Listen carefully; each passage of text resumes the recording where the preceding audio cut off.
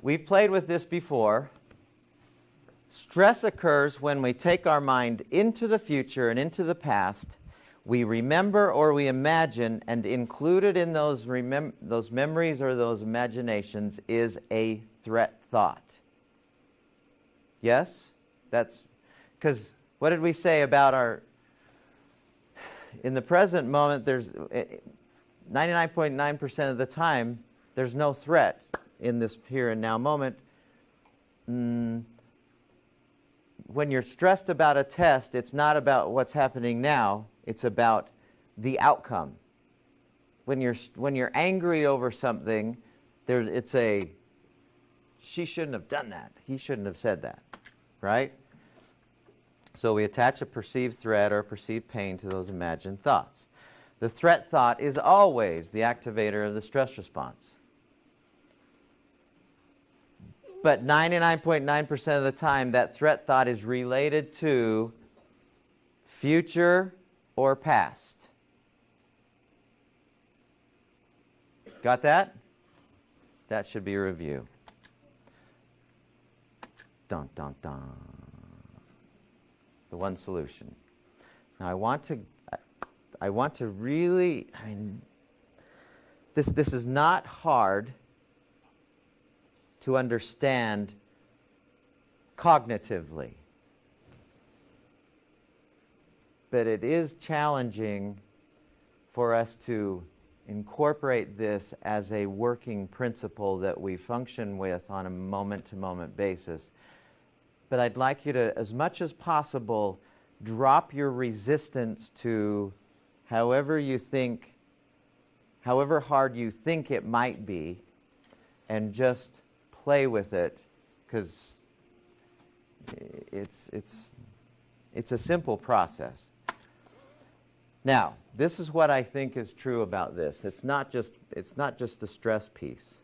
Mindfulness has the ability to change virtually everything about our lives, as much as anything I've ever come upon in studying this for 30 years.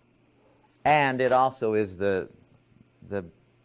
one of the most powerful reasons why, most powerful ways to deal with stress that I know of. When you are meditating, we talked about this in here, the movie did. When you're meditating, you're focusing on a word, correct? Is that focusing on the word a future thought or a past thought or a here and now word? Here and now action. It's very here and now. That's why meditation is so powerful. That's why just breathing is so powerful. That's why, well, we'll get into these things, but these are things we can do all the time. We're just trying to make this working principle that we're aware of. Okay, so how do we do this? We need to start with two really important questions.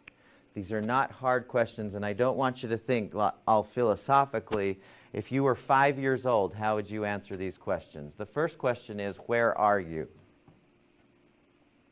What's the right answer to that question every time? Right here.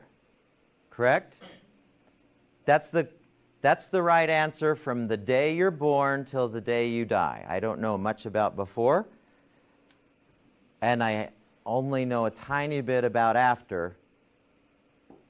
But in this lifetime, this is the right answer. Here is the answer to this all the time for everybody that's ever lived. Okay? Where are you not?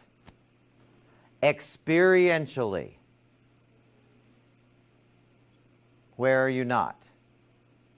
What's the right answer to that? Everywhere else. You're here. Where are you not? In your car, at the store, at your house. Experientially. You're not in any of those places. We okay with that? You all okay with this?